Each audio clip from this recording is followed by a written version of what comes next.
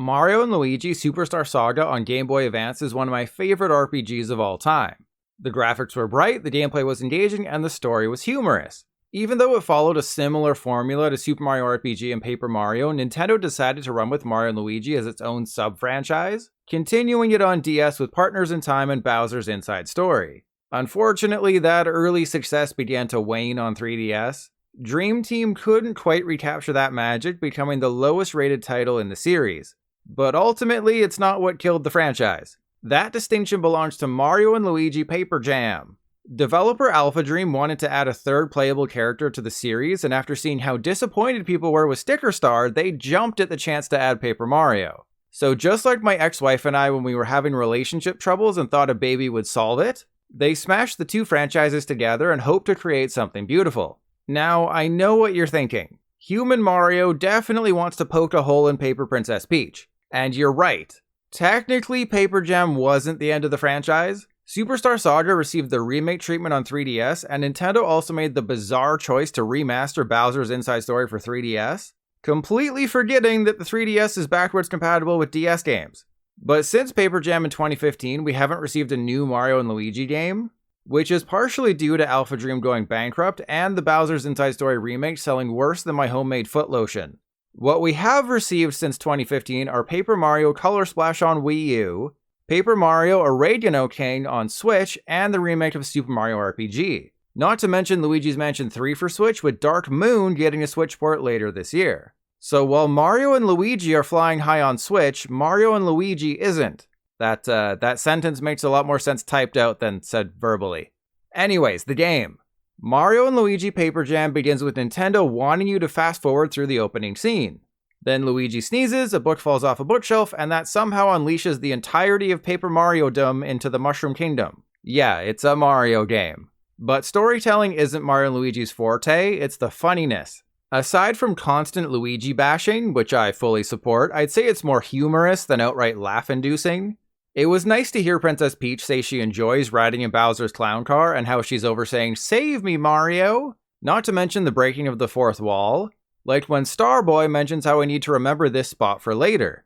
And it finishes that sentence by literally staring directly at you and saying, "And now, back to the adventure." While the story can definitely drag on, especially when it comes to anything to do with Bowser and Bowser Jr., the little moments with the main gang do have their charms. In terms of gameplay, Paper Jam doesn't get off to a great start. Instead of immediately jumping into action against Paper Goombas or horny turtles, you have the exciting job of finding a bunch of toads.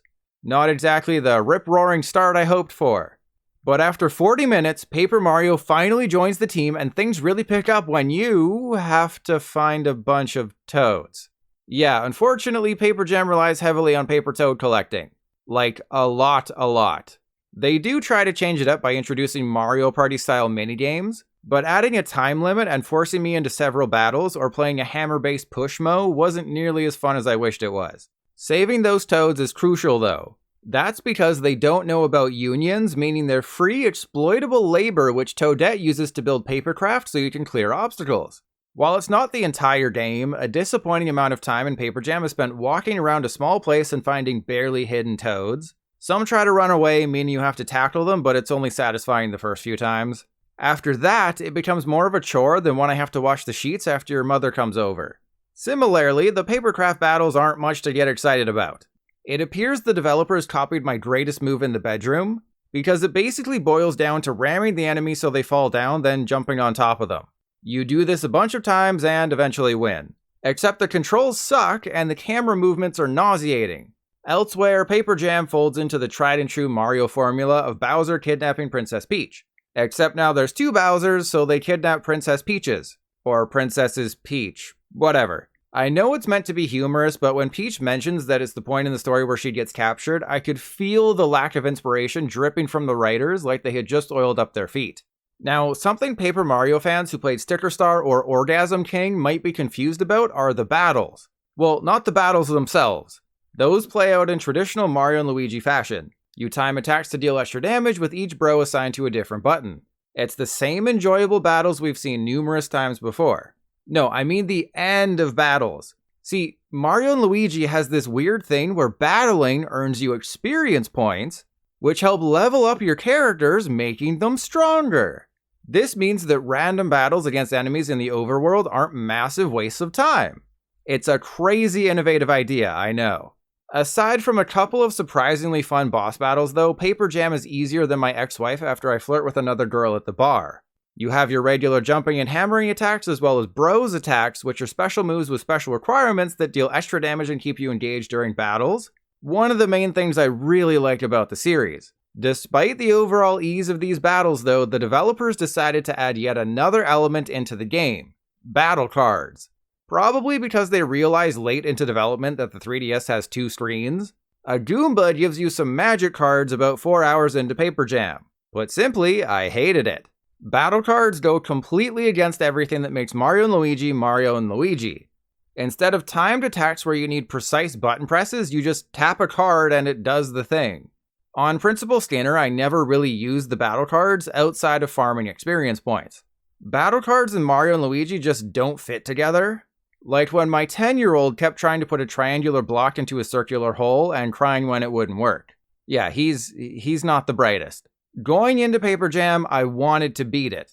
Maybe it was a misguided attempt to recapture a fun time from my youth, since I barely feel anything now in my old age, but I had that determination.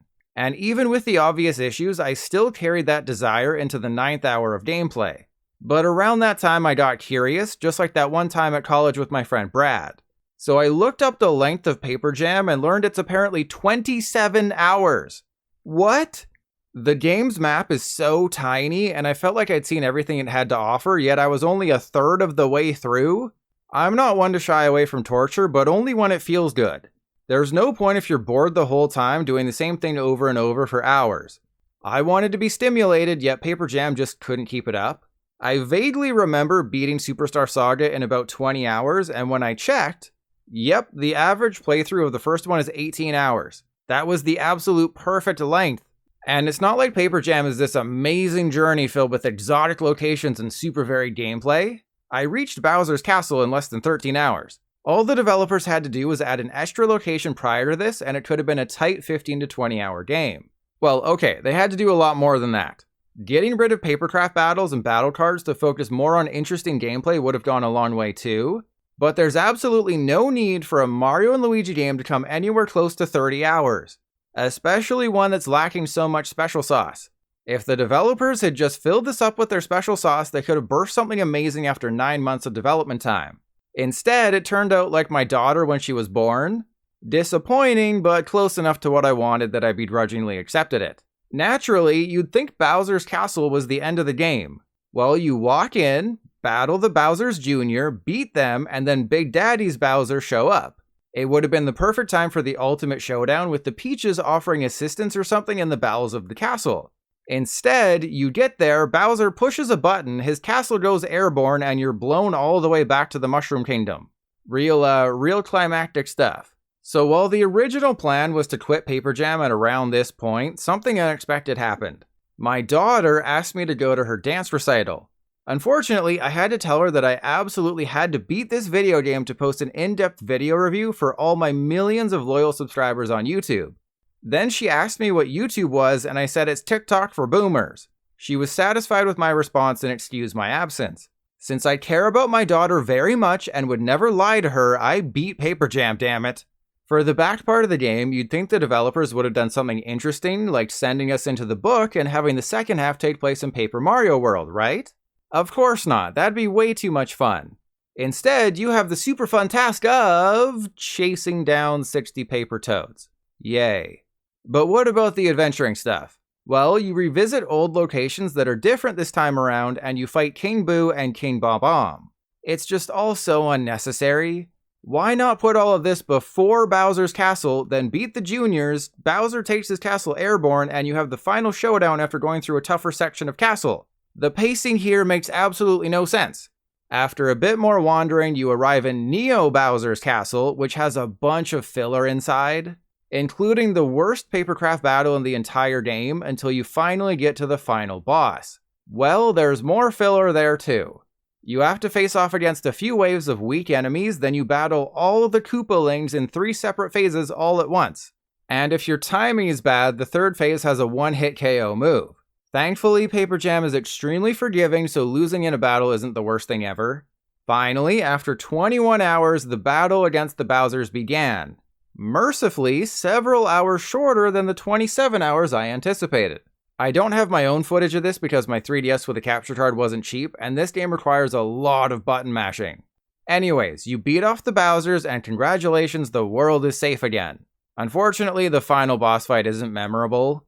Paper Bowser rides Bowser bareback and creates like a shiny armor around him, but if you whack him off enough times, he goes down. It's pretty par for the course and definitely one of the weaker boss fights. Overall, it took me that 21 hours to beat Paper Jam, and I'd give it a 7 out of 10. Yes, I can be disappointed by a game I had fun with. Like an onion, I have layers. Honestly, it just feels like the developers ran out of ideas when it came to Paper Jam. I imagine someone in the office shouted, "What if we combined Paper Mario and Luigi?" And it was immediately greenlit, but they didn't really know where to go from there. Sort of like when I seduced my ex-wife on our first night together, only to realize I had no idea what I was doing. And one last thing. For those of you who are disappointed that I didn't make a Pooper Jam joke, I wanted to, but it would have been forced.